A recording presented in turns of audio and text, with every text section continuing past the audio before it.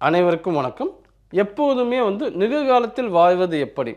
இதுதான் எல்லா மதங்களும் சொல்ற ஒரு விஷயம். நீ இந்த நொடியில இருக்கணும்.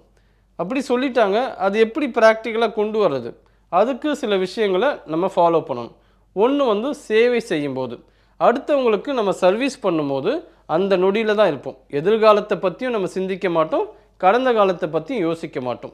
வேற என்ன விஷயங்கள்னா, அதிகப்படியான கனவுகளையும், கற்பனைகளையும் நம்ம கண்டிப்பா காணக்கூடாது. பிராக்டிகலா இருக்கணும். இந்த சூழ்நிலைக்கு நம்ம என்ன செய்யணும்? அப்படி பிராக்டிகலா நம்ம யோசிச்சு நம்ம செய்யும்போது, அதிகப்படியான கனவையும், கற்பனையும் இல்லன்னாவே நம்ம நிகழ்காலத்துல இருப்போம். வேற என்ன பண்ணணும்னா, நம்ம மனசு ஒழுக்கத்தோட நம்ம செயல்படணும். ஒவ்வொரு விஷயத்தையும் நம்ம கவனம் வைக்கணும். கவனத்தோடு ஒரு செயலை செய்யும்போதும் நிகழ்காலத்துல இருக்கணும். இந்த மாதிரி விஷயங்கள் நீங்க ஃபாலோ பண்ணாவே, கடந்த காலத்த பத்தி வருத்தப்படக்கூடாது. கடந்த காலம், எதிர்காலம் அது நம்ம கையில கிடையாது. ஆனா, இன்னைக்கு இருக்கிற நொடிய நம்ம சிறப்பா பயன்படுத்தினாலே, எல்லா பிரச்சனைகளுக்கும் தீர்வாகவே அமையும். நன்றி, வணக்கம்.